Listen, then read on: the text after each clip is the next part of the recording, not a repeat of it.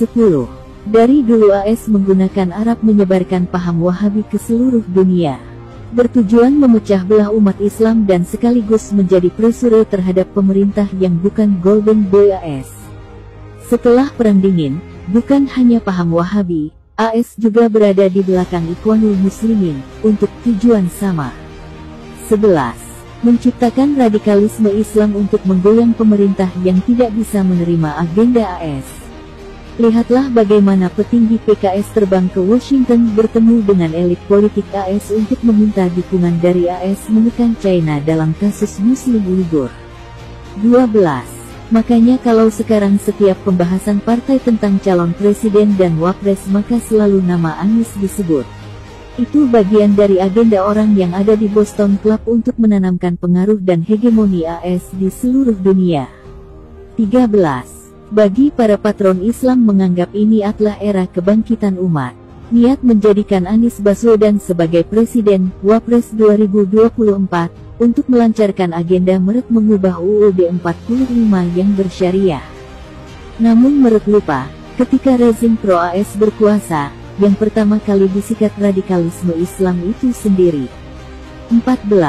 Mengapa AS sangat paham radikalisme? Dia kreatornya dan itu diperlukan AS untuk mencapai tujuannya, bukan untuk menjalankannya. Lihat fakta sejarah.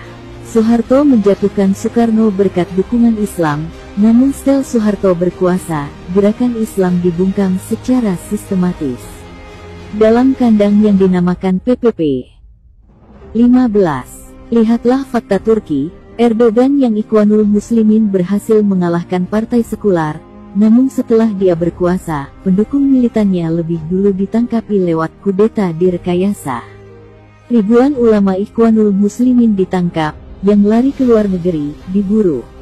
16. Muhammad Morsi yang Ikhwanul Muslimin, berhasil menang pemilu menjatuhkan Mubarak, juga akhirnya dijatuhkan oleh AS lewat kudeta militer.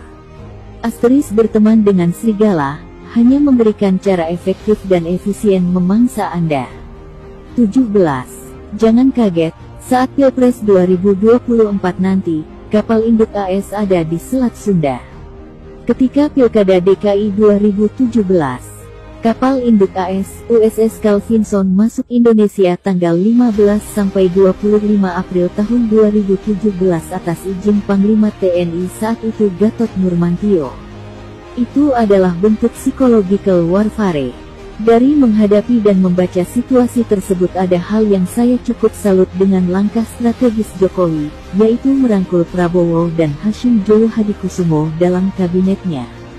Kemudian memperkuat TNI dengan semua loyalisnya terakhir membubarkan HTI dan FPI yang merupakan proxy war dan alat psychological warfare di Indonesia. Sambil memperkuat hubungan bilateral dengan Amerika dan juga Cina sehingga para political mainstream dan Amerika pun banyak dibuat mati langkah.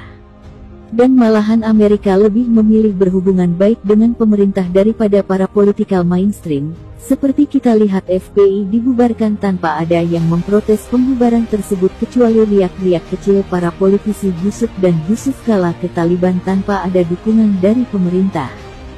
Luar biasa kecerdasan dan keberanian presiden kita ini.